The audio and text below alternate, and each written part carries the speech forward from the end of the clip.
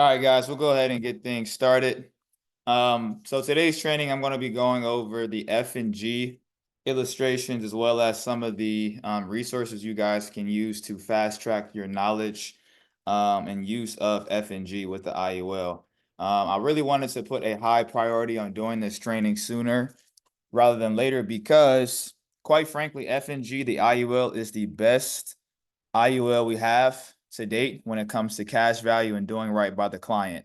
I've compared the numbers between NLG, Mutual of Omaha, Americo, Ethos, Transamerica.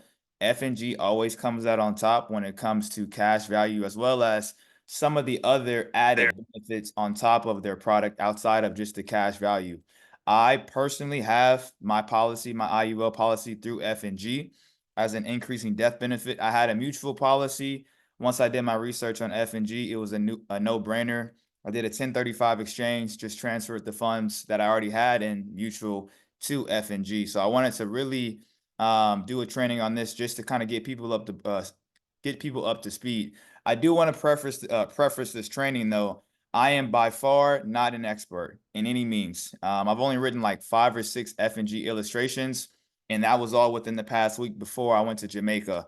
All I did though was I went onto their website. I went to the product knowledge and their resources. They have a shit ton of training videos, and I took 2 to 3 hours just doing a deep dive into their training platform. I'm just letting you guys know that because I'm not an expert. I honestly probably know just a little bit more than you guys, but all I did was I took the time out of my day to go in and do the research and the development myself. So highly recommend doing that. I'm actually going to start this training with showing you guys the resources that I use.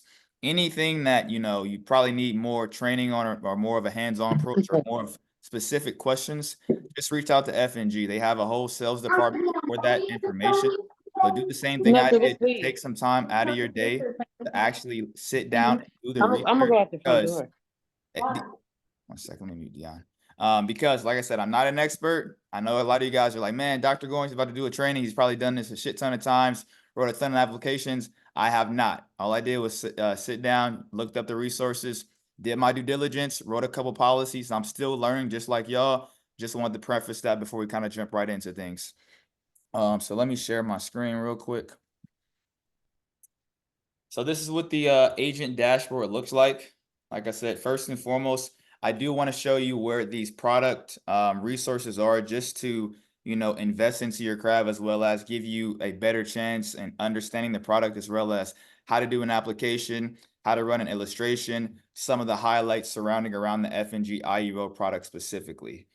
So first and foremost, we'll start with just the application process. So on here, under online applications, if you go to F&G Life Products. Huh? This is actually where you go to start an You app. talking to me? Guys, can you guys mute yourselves when you're coming into the meeting, please? This is where you actually go to start the application. And then from here, if you go to, I believe it's help. Hold on. From here, this is really anything you need in regards to how to run the application, as well as there's a full ass training video. It's 43 minutes long, going through the wizard application. Well, it's actually 36 minutes long, but it literally is a step-by-step process of how to submit an application specifically for the IUL for the F&G product. Highly recommend watching this before you're doing any type of applications or submissions for your IUL clients. From there, if you don't like training videos, there's like they do a step-by-step screenshot of the application process that you can take a peek at. That's the way I did it. I don't really like watching videos. I like to kind of read stuff myself, but you can also do this as well, just by going step by step all the way from A to Z. That is how you submit the application. That is where the product knowledge is for submitting the application. You just go there, take a couple hours to go through this, do your research, do your due diligence before you submit an application, because I will be honest, the application process is a little bit more in-depth than a mutual or an Americo application or even an Ethos application. And that's one of the main reasons a lot of us have stayed away from F&G, because it is a little bit more complex in nature compared to, our typical IUL carriers. But it is by far the best product once again. If we go back to the main page for F&G, I want to show you guys another product resource that I utilized. Under forms and materials up here, if you go to forms and sales materials,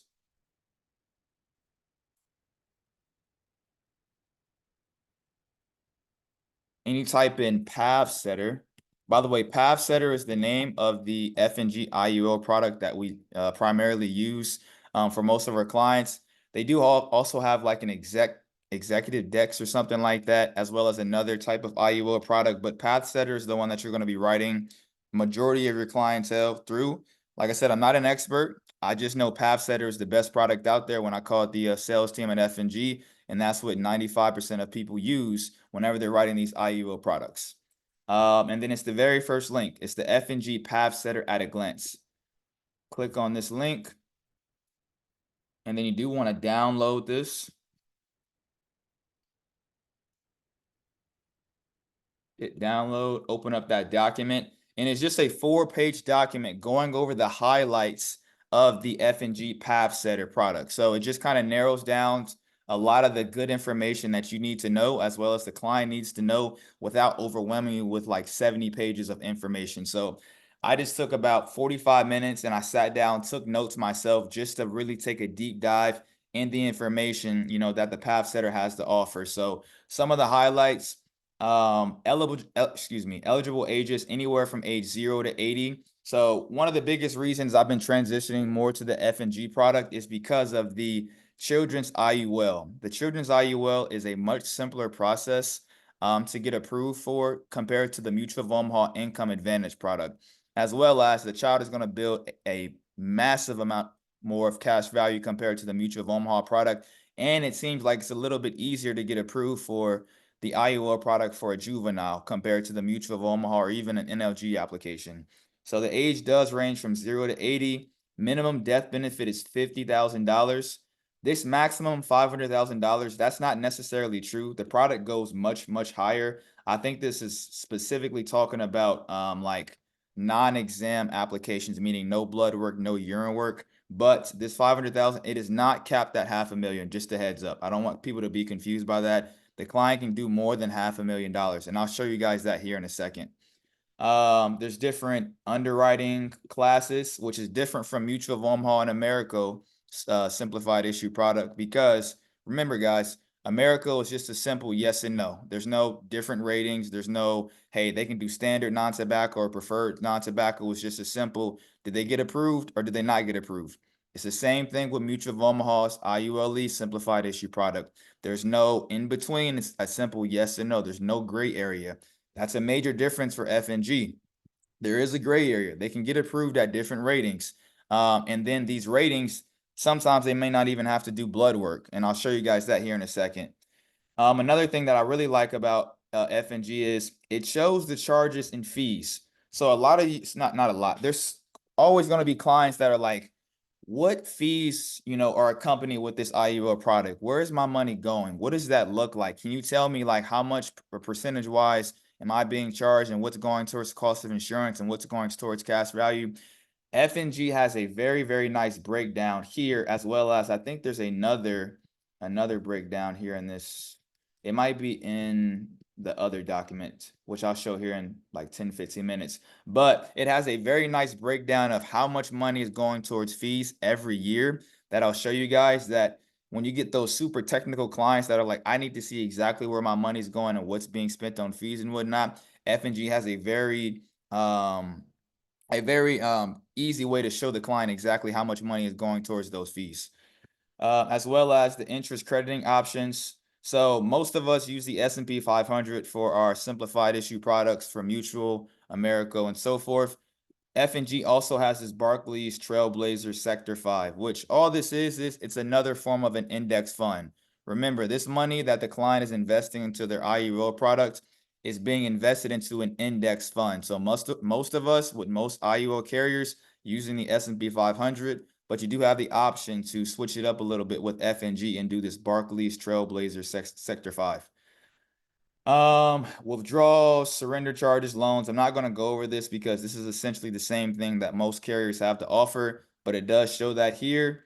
Another cool thing about F&G is there's two options for the death benefit. Actually, every carrier has this, but it's just kind of broken down slightly different with F&G. So option A is just level death benefit, meaning the death benefit is going to stay the same forever for the life of the policy. So for example, if a client gets a policy for $100,000 of coverage, in 20 years, that policy is still going to be $100,000 because they have a level death benefit, or option A.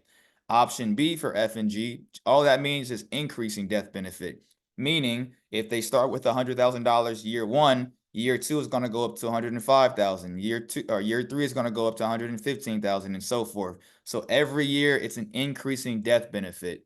The cool thing that I like about F&G is it allows you to play around with the years, meaning you can have a client set up where years 1 through 15, they can do option A at a level death benefit. And then after year 15, you can switch it to option B to do an increase in death benefit and play around with the numbers. So you do have full customization of doing that whenever you're creating these illustrations.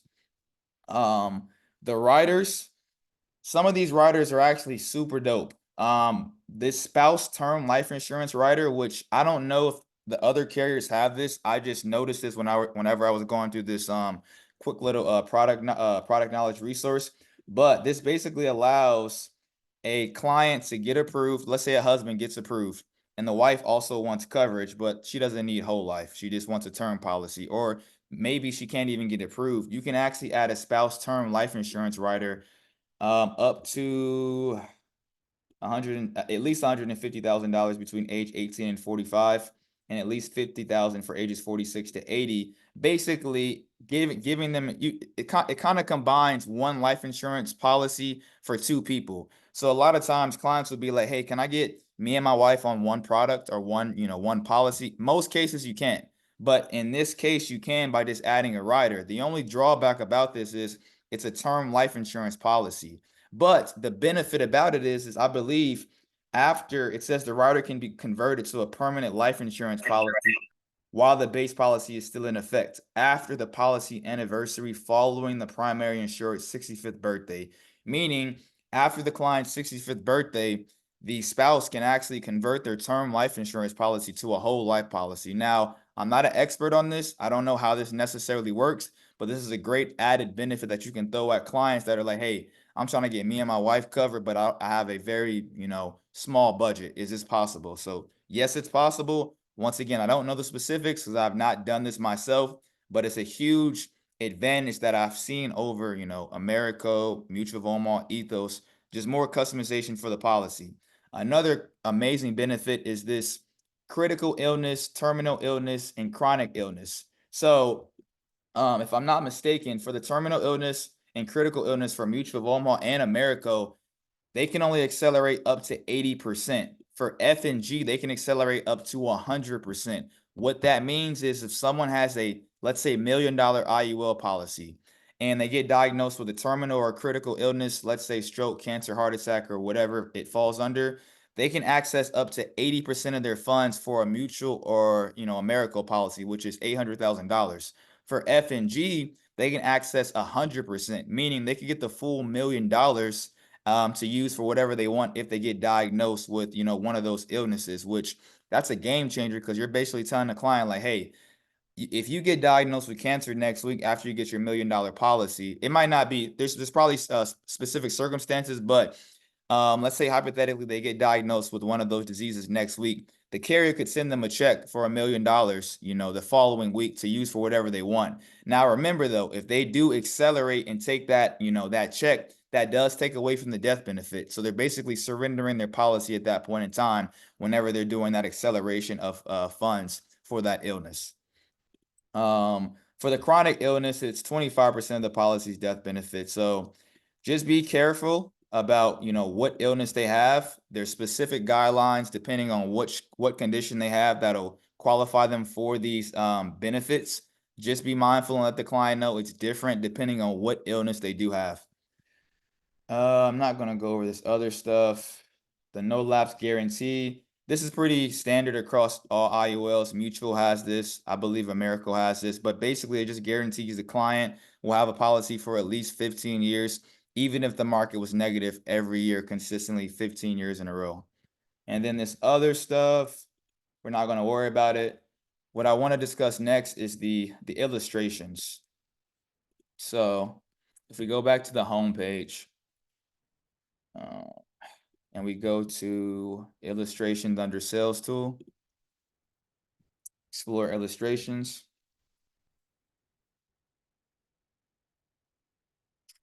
And you want to start a new case. We'll call this sample client. We'll keep the age of, 50, male, the state, we'll say they're in Florida because most of you are in Florida. And then there's only one product, or not one product, there's only one type of product, which is the index, the IUL, but there's 3 different products. There's the Everlast, the Execudex, and the Path Setter. Like I said, I don't know the differences between these two, but the most commonly used one is the FG Path Setter. This is the one that I personally have. Whenever I did illustrations for all 3 of these, when I was comparing myself, I had the best cash value for this Path Setter, and this is what 99% of agents use for their clients. So we're going to do FG Path Setter, select.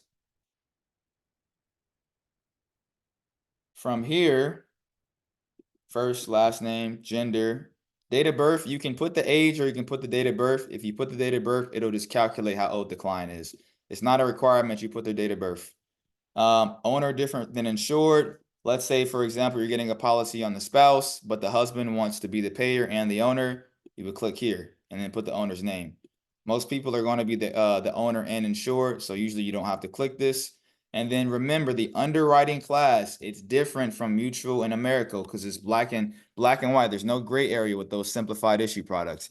Here, there's a variation. So what I do is I tell clients, hey, based on what they approve you at, they can approve you at, preferred, standard, express standard, and so forth. But most clients are going to get approved at standard non-tobacco or standard tobacco if they're a smoker. So whenever I'm running these quotes and illustrations, I preface the client and say, hey, I'm quoting you based on what the norm is, but you may have a better rate or you may have a slightly worse rate depending on what offer they approve you at. Just a heads up. So we'll do standard non-tobacco. And also the underwriting guidelines are right here. So if we click on this link in here, it's a 24-page document. I like this document because it actually goes through like the approval process.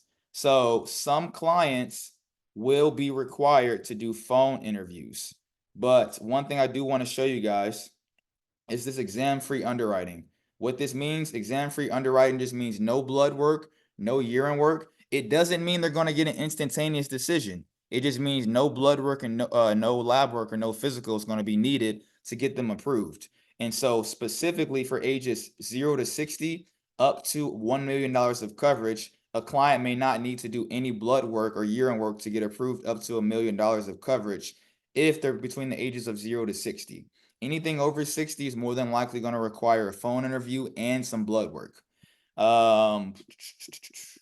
This is just other stuff, additional information. I'm not going to look at that. For the juvenile underwriting, just if you guys are curious, there's more specifics for clients from ages 0 to 17. I definitely recommend looking into this. But if you look right here, it says juveniles can have up to 50% of the amount of coverage their parent has, up to a maximum of $1 million per primary insured. Let me break down what that means. So if the client, let's say the client has, let's say the parent has $1 million of life insurance, right? The juvenile can only do up to $500,000 of that because they can only do 50% of what the mom and dad have. So if they have a $2 million policy, the juvenile can have $1 million policy. If the adults have a $5 million policy, the max a juvenile can still get is $1 million because it says maximum of $1 million per primary insured. So regardless of what the client's parents have, the most amount of coverage they can do is $1 million. Just a heads up. I think I see some questions in here. How did you get to this form again? Okay, yeah, I'll show you again in a second, Cal. It's just from here. So under illustrations, when you're in this, you just go to underwriting guidelines right here. All right, let's go back to that. All right. So for large case applications, which basically is just anything over $4 million, or $100,000 or greater in planned annual premium, Those are like the big boy policies essentially. So those do take extra precautions and measurements, and it's going to be a longer process for getting that client approved. But just a heads up, the cutoff for that is $4 million for life insurance. Where's the here? There's also the, underwriting guidelines pertaining to the common health complications, high cholesterol, blood pressure, family history, stuff like that. The build is also in here for height and weight. Height and weight is a big determining factor for someone getting approved for an IUL. That chart is also in here. So make sure you're looking at the age as well, though. Ages 16 to 50, standard or preferred, depending on what their height and weight is, as well as what their gender is. And then the minimum height and weight is down here actually for any age. And then the juvenile height and weight, slightly different. I'll let you guys read on to that. Now, underwriting requirements by age and face amount. This is very important right here because depending on the client's age will determine what their face amount will be, as well as what requirements will be needed in order to get them approved. So if you look here, it says exam-free underwriting, meaning no blood work, no urine work, are all clients from age 60 and under applying for $1 million or less. So they can be considered for an exam-free underwriting program. That does not mean that every client you submit an application for, even if they're under the age of 60, will not have to do blood work. If they see in their records that there's something astray or there's something off, they still may require that client to get blood work done. For U.S. citizens or non-permanent resident card holders, not U.S. citizens, they can actually do an exam-free product up to $300,000. So the client does not have to be a U.S. citizen to get a policy with F&G, but they are maxed out at $300,000 of coverage, as well as it's the same. Wait, okay. Permanent resident is equivalent to U.S. citizen, by the way, for F&G. So this $300,000 are just for clients that are not U.S. citizens and they don't have permanent resident cards. With somebody asking a question.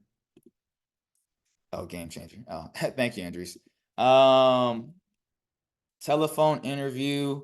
So anything over $2 million of coverage, there's a telephone interview that's going to be required, regardless of how healthy or how young the client is.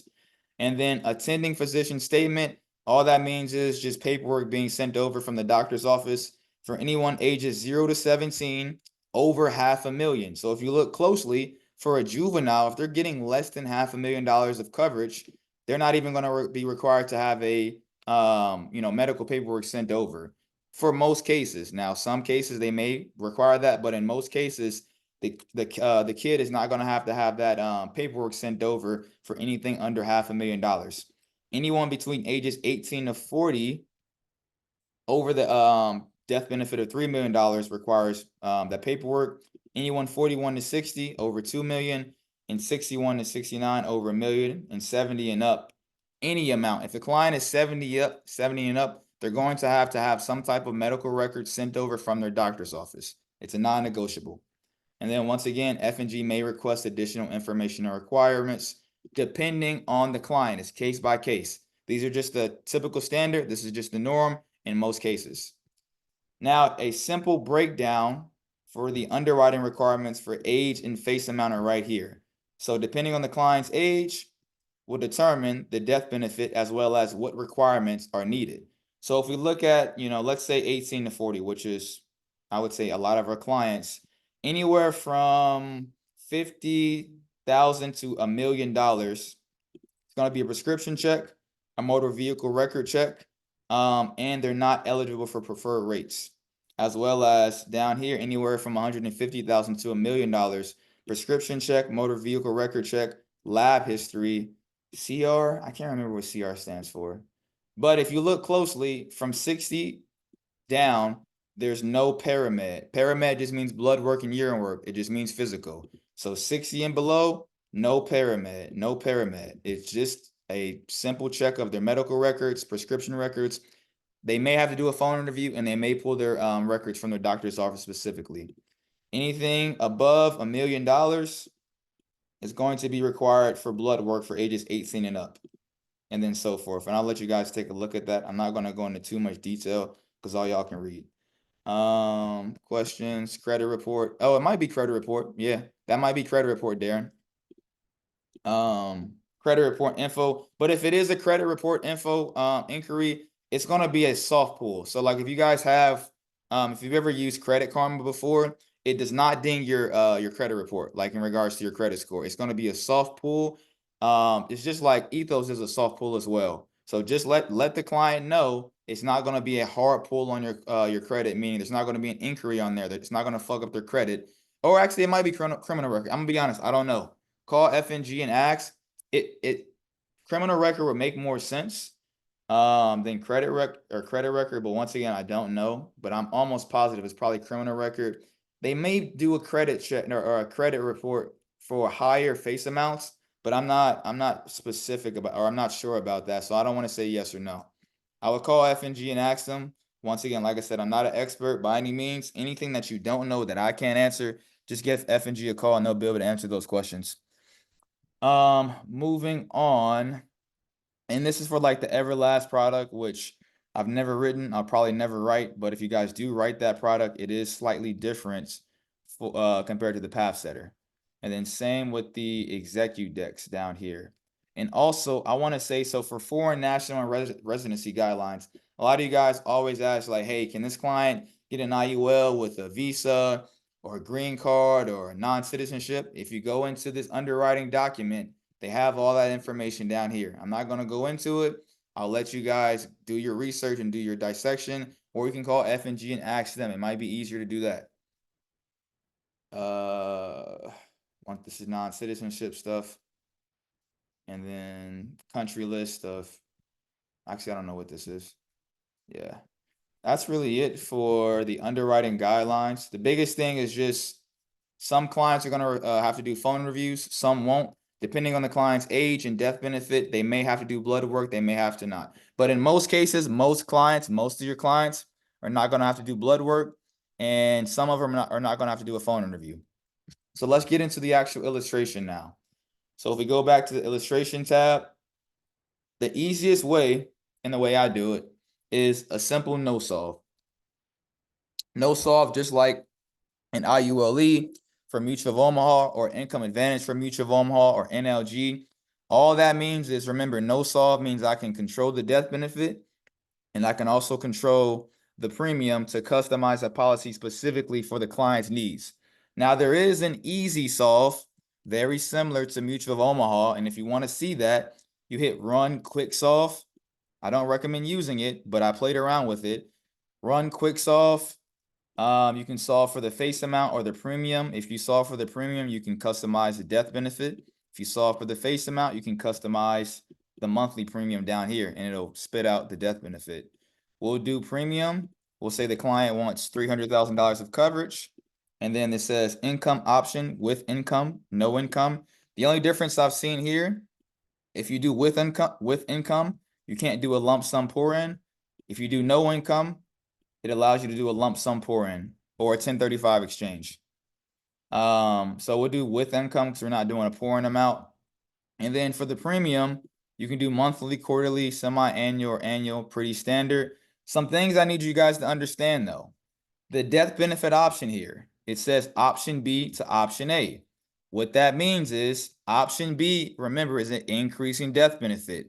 That means for this policy, up to age 65, the client is going to have an increasing death benefit all the way until age 65.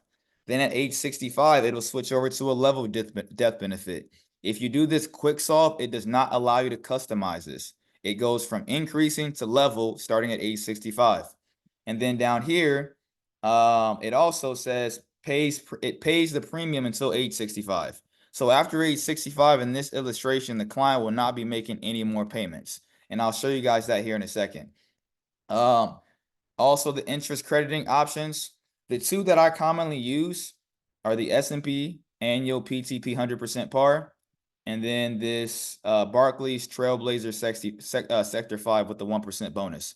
So you can, split it up how you want. You can do 50-50, 75-25, really whatever you want. It's based on the index in the market. So like there's no guarantee for anything. Sometimes the S&P 500 may outperform the Barclays. Sometimes the Barclays may outperform the S&P 500. There's no guarantee of anything. Specifically for mine, for my customized policy that I did on myself, I think I did 100% for the S&P annual PTP because that is what most index or most IULs are using. But once again, you can play around with these numbers. So we'll keep it at 50% just to see what the surrender value looks like. So after you get everything set up in there, you want to hit calculate results.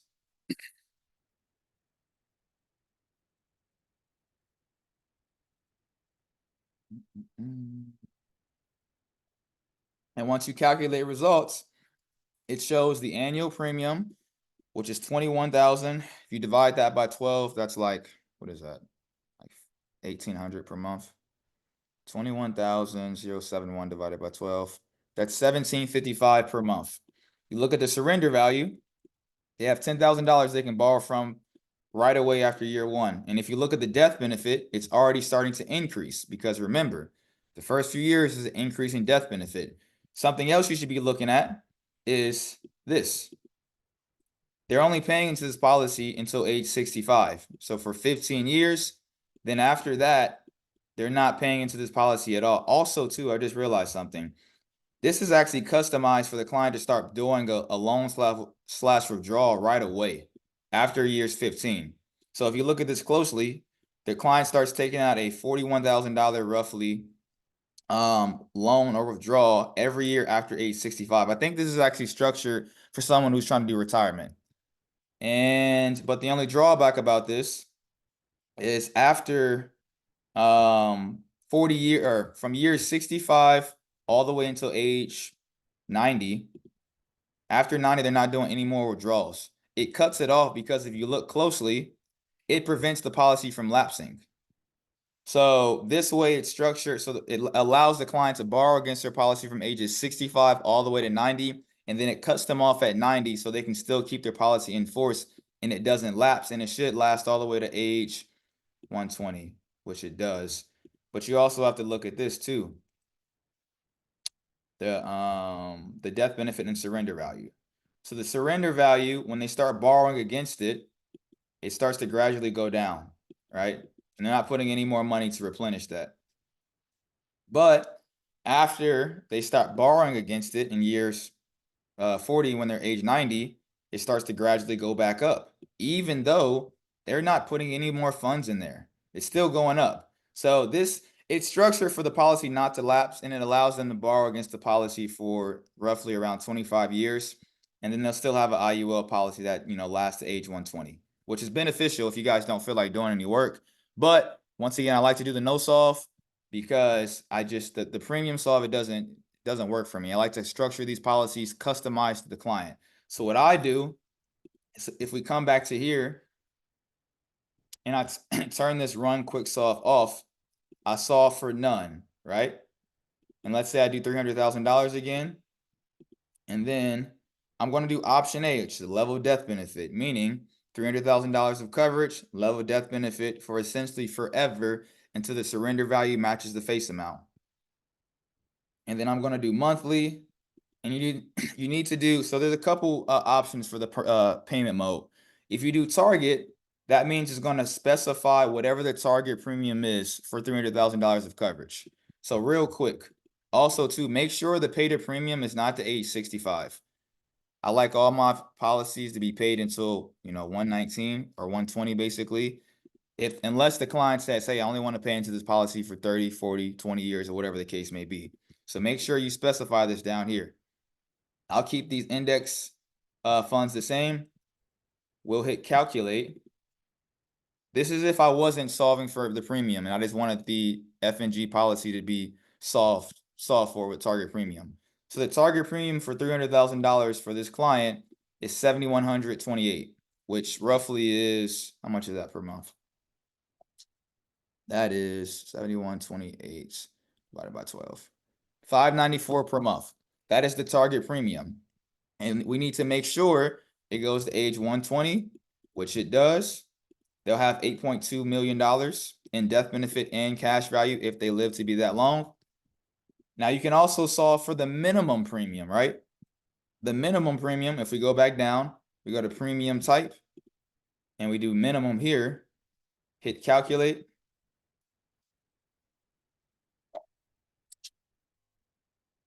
Now remember, the target premium was $594 per month. Now the minimum premium, if we do 3,564 divided by 12, that's $297 per month. But I need you guys to be mindful of something. And I don't know why it does this, but for some reason it stops the client from paying into the policy after 35 years. And I don't know why. And that's why I don't do minimum premium. So I don't ever recommend using the minimum premium function for F&G because you will set this client up for failure and this policy will implode and it'll lapse at age 85. So I never recommend doing this. I've seen this with NLG and I've seen this with when people do no solve and they go below the minimum premium. The policy will implode and it will lapse prematurely because the minimum premium is not enough for the cost of insurance for this client. Remember, every IUL product needs to last until age 120. This one does not. It lapses at age 85. So no minimum premium. But remember, what I like to do is no solve. I like full customization. So in order to do that, we go back to the monthly mode. We go back to the premium type and we do specified level. Specified level allows me to put in the monthly payment that I want to put in there. Now I know $297 per month is not enough. And I know $594 is the target premium. I can go anywhere between $297 or $594 if I would like to, even more than $594 depending on what the Tamara 7 pay is or the guideline single premium is. But just for shits and giggles, we'll do $600 per month. The client will be paying premiums until age 119. I'll keep the index strategies the same at 50 and 50. We'll hit calculate. Remember, I'm putting in $600 per month. That should be $7,200 per year. So in the annual column, it should show $7,200, which it does. I make sure this policy lasts until age 120, which it does. I look at the cash value numbers. They look good. But what I really want to compare and contrast is if we switch up the index funds, how does that affect the surrender value and the cash value, right? So right now we're doing 50% and 50%. Let's play around with those numbers and switch it up. So real quick, we'll compare 10 years down the road. So in 10 years, the client will have roughly $56,000 to pull out tax-free at the 50-50 index crediting strategy. If I go back and change this from 100%, keep this at 0%. So all the 100% is going towards the S&P annual PTP 100% par. Let's see if that affects the cash value numbers. It should, and I'm almost positive the cash value numbers will be better with the S&P 500, this one. But once again, you just play around with the numbers. So in years 10, after 10 years when they're 60, they have $57,000 now, which I think it was what, $56,000 or some change before. So nothing crazy, but they do have about 600 or 700 more dollars by putting the allocations 100% towards the S&P 500 instead of doing the 50-50. But once again, these are all projections. We don't know what the index funds are going to be doing. These are just projections based on how they performed over the last 20 to 25 years. So you can play around with these numbers. You can customize them to your liking, but just let the client know that these are projections. Once again, the way I have my policy set up is I have 100% going towards the S&P 500. But next year, I may switch it to 50 and 50 between the Barclays, depending on how the index fund performed. That's up to the client's preferences. Now, I think that's it for the basics. Do you notice a major difference for the easy solve? Huh? Do you notice a major difference if like you just run it for quick solve compared to no solve? Quick solve, there's so many different factors compared to what I just did with no solve. Because quick solve, one, it's keeping it at a level death benefit, and then or it's keeping it at an increasing death benefit, then it's switching to level death benefit. And the client is only paying till age 65, and then they're also borrowing right away. So there's too many factors to compare to what I just did because these are not the same. That's why I don't like doing the easy solve because it's fully out of my hands. Like I said, you can do it if you want. But like I haven't done a side-by-side comparison because you can't really do a side-by-side comparison because the death benefit is up and down. The premiums are slightly different, as well as they're also borrowing against their policy at a certain year. Compared to with no soft, I'm just putting in death benefit, how much they're putting in, and if they want to start borrowing in 40 years, they can. They want to start borrowing after 10 years, they can. So you can't really compare the two because they have too many varying factors between the two different illustrations. Does that make sense? Yeah, 100%. Thank you. Hmm? What other questions we got? I have a question. Um, so you stated that the client can change their the index, the S&P and the Barclays at any time, or is there a time frame? And how many times, how often can they do that? Every policy anniversary. So if they get a policy in February, they can't change it again until next February. Okay, thank you. Hmm? No, Cal. There's no in regards to like faster underwriting. No, no difference. It's just a matter of how you structure the policy. But when it comes to underwriting and how quick or not quick they get approved, that's not going to be different based on doing easy soft versus no soft. No difference. What's the compound interest percent? It's right here. It's 7.08% or I 5.61%. thought I didn't see that.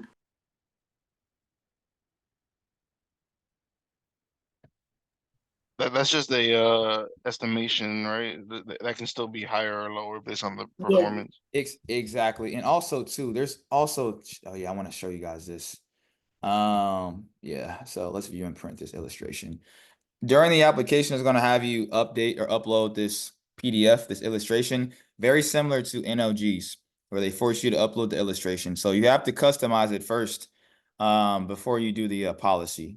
And they may have you send over another illustration based on them approving the client at a different rating. But what I wanted to show you guys in here is those numbers, those like surrender charges and percentage that's going towards like fees and whatnot. Where is it at? Where is it at? Where is it at? God damn it. Life insurance. I think this is it, right? No. No. Oh, here it is. Charges and expenses. So for those super technical clients, here you go. Tells you exactly how much is going towards total expense, interest earned, cost of insurance, expense charges, premium expense charges, all of that shit's right here. So when you have those super technical clients that are like, hey, where are these fees going to and how much cash value am I building? Why don't I have this, that, and the third? You take them to this page right here. It has a smooth breakdown of all of it right here.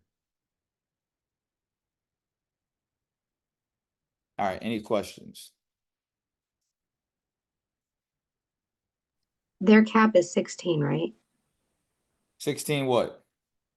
Like percent, like that's the highest you can go. Shit, I don't know that actually. I don't know. It depends on what the I think what index fund you use. Where- What'd you get 16% though, Savannah? When you were scrolling really fast, I thought I saw it. I had my thing zoomed in. Keep going, keep going. Actually, no, it's right here. So this is actually a historical performance of the S&P 500 as well as the Barclays over here. So if you Yeah. look closely, I want to say there's no cap on the Barclays because I can't highlight this, but in what year is this? In 2014, it was at 14.31%. Then And 15, and then in this one over here, this 170% par, there was a 20%, 26% gain. So wait a second. This is actually, I take that back. This is specifically the index fund because with the index funds, when you're investing your money directly into the index fund, it's different from your money being invested through an IUL product. There still is going to be a cap. I don't know what that is off the top of my head. That might be a question for you guys to call F&G and ask them specifically. But the benefit of this chart right here is it just shows the 10-year average and 20-year average for each index fund. So if you look at the Barclays Trailblazer, the 10-year average is only 2.8% because it was negative a whole bunch of years. It was super high some years, but overall, 10 years, it's relatively low. But if you look at the S&P 500 index, the one that I have that most people use, the 10-year average is 10.2%, 20-year average is 7.71%. But then the one with 100% par and 12% cap, the 10-year is a little bit lower, but the 20-year is a little bit higher. So once again, just play around with the numbers. There's really no right or wrong answer for what index fund you use. They're all pretty good, but in most cases, you do want to use, or what I use is the where'd that go? Let me pull that up. The S&P 500, the very first one. What other questions do we got? So that can change because you just you didn't enter, did you enter the you didn't enter the like the social security information as of yet to pull like the MIB report at that point, right? So Yeah, once you submit the application, then that could change.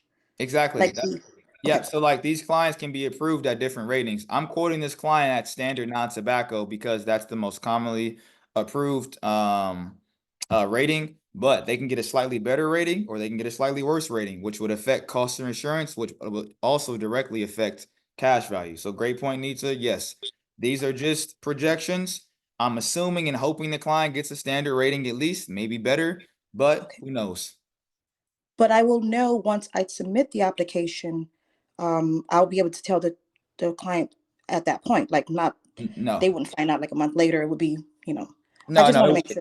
it might be a month later. It depends because Oh, it oh, it depends on if they got to do a phone interview, if they got to do blood work yeah. and urine work, what other requirements. You're not going to get a decision on these applications. Realistically, I've submitted, 5 or 6 of these. I think 2 of them got approved within a couple days. The other 4 took about, 3 weeks to 4 weeks. Mine personally took about a month, and I'm healthy as hell, but you're just slow. So that's once again why we kind of stayed away from F&G because these policies can take a little bit longer to get approved. But some clients get approved within a couple of days. If they complete their phone interview and do all that stuff in an expedited manner, they can get approved right away. Also, in September, F&G will be dropping a simplified issue product, just like Americo and just like Mutual of Omaha. That's going to be a game changer because they're going to get these same rates and ratings, same cash value, but they're going to be able to get instantaneously approved. That's why I want to start transitioning towards F&G and get you guys familiar and comfortable with it because in September, that's probably really going to be our go-to because now they're going to be on par with a simplified issue product just like Mutual in America, which is why we love using them. But quite frankly, F&G has the best IUL product. Is the pay and the I don't know. bonuses on I don't know. par with? You gotta call the commissions department. Slightly different for each carrier and each product you use. And you said that when you submit an application, you have to submit an illustration with it as well, right? Yes, exactly. All in Perfect. regards to that question, Cal, I want to say it's 10 points under your comp or 15 points under. It's either 10 or 15. It's not the only carriers or the only product that pays you right as your compensation is term. Term pays the highest, which is why carriers incentivize people to get term because they also make the most off a term. Because most people typically outlive the term policy. But most IULs are going to pay you either 10 points under or 15 points under, depending on the product and depending on which company you're using. Once again, though, call compensation and ask them directly. They'll tell you what you're going to get paid on per deal. I know we doing our best to look out for our clients anyway, so I was just curious. Of course. What other questions we got?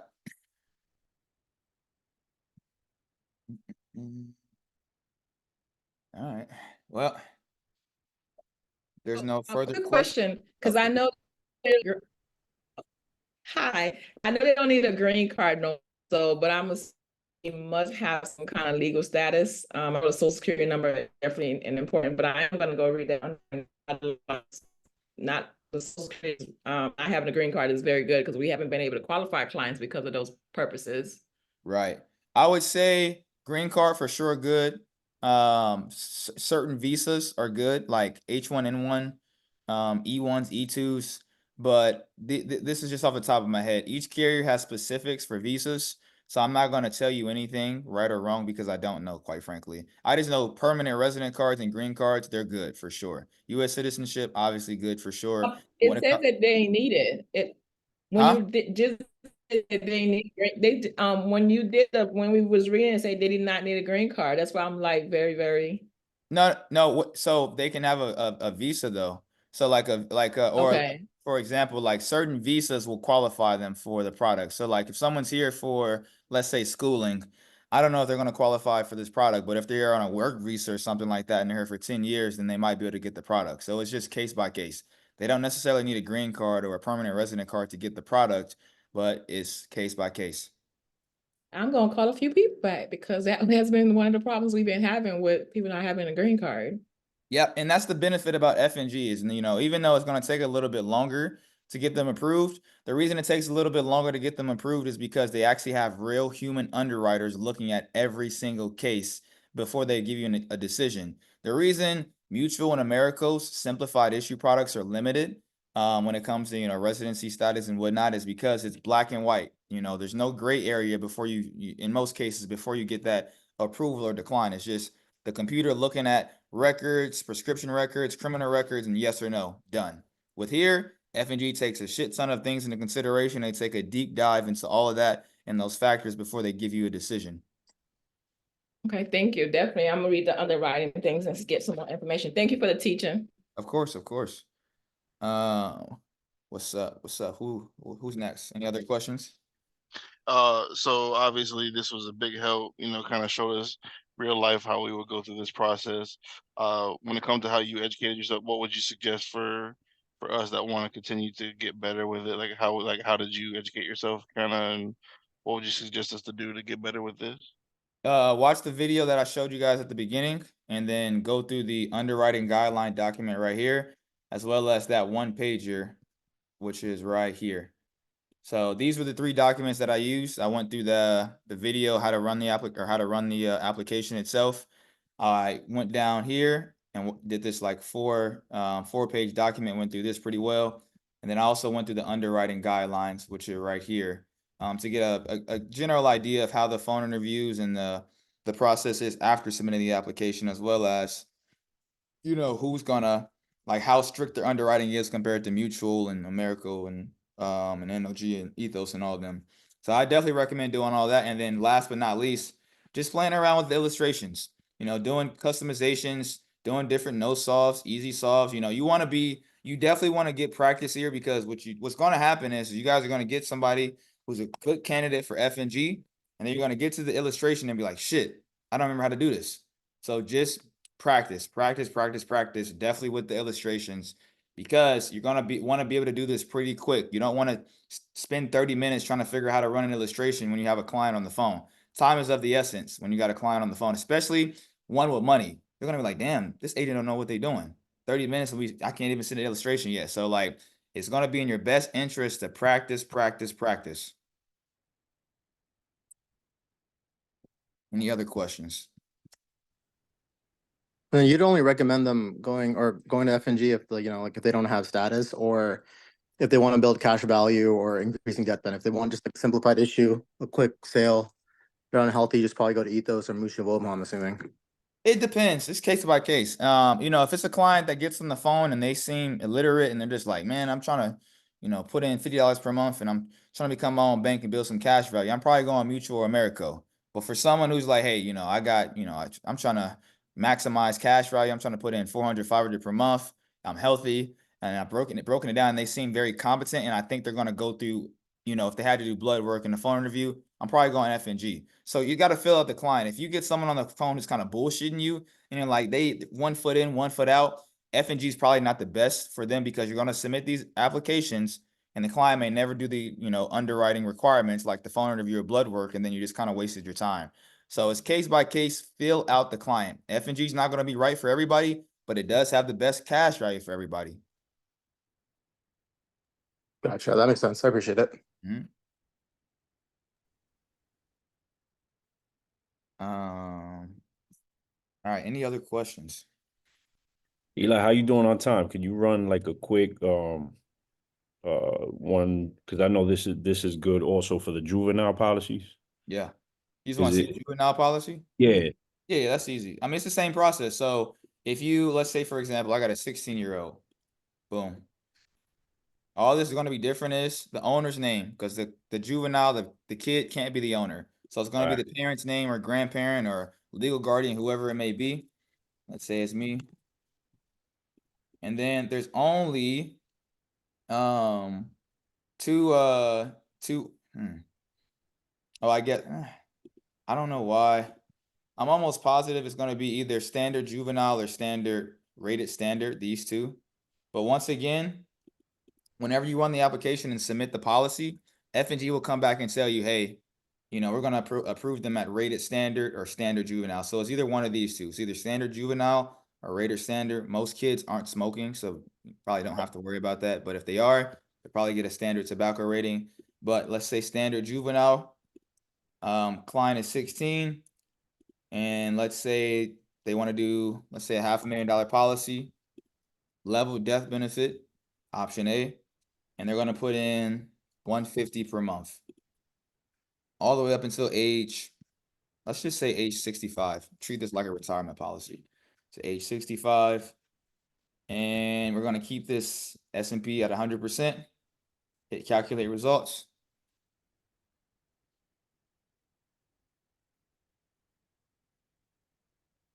Yeah, exactly, Cal. Friends and family for sure.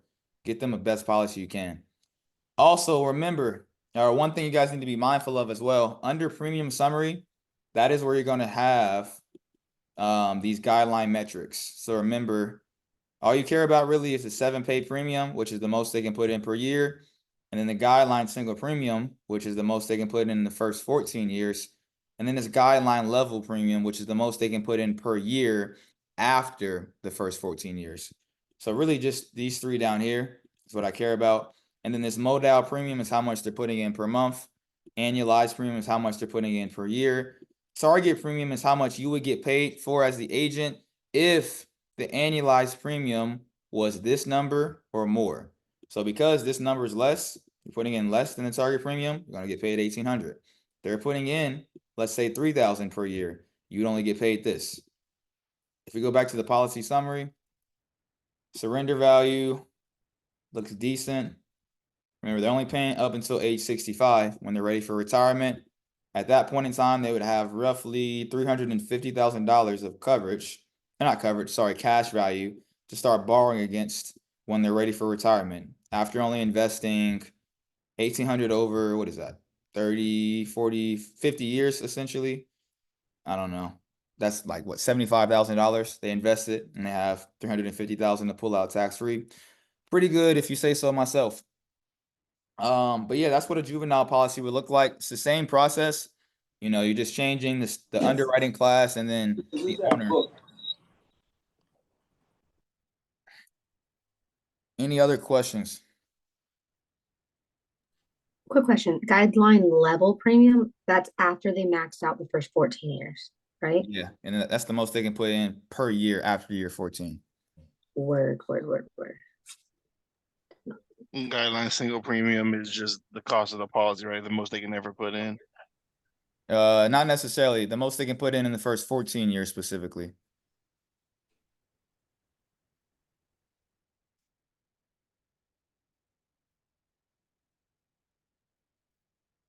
What other questions we got?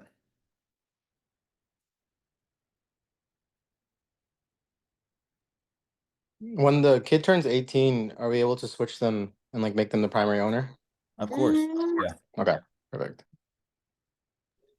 Oh, in September, whenever it switched to having an instant decision product, is that gonna simplify the application process as well? Or is that gonna be the same level of difficulty for the application? Oh, that's the whole point of it. It's going to simplify the hell out of the application, allow you to get instantaneous decisions. Now, this process, this back end for creating illustrations will probably be the same because you still got to customize the illustration. But in regards to getting the client approved, it's probably gonna cut the application, you know, in half, as well as expedite, you know, approval ratings or decline ratings like that. And it'll still be just as beneficial in terms of their cash value. Everything will be the same other than that process. For the most part, but I can't really speak on it because product ain't came out yet. This is just based on, you know, me assuming and what I've heard.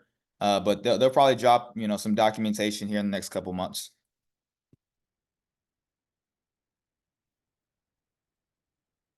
Any other questions?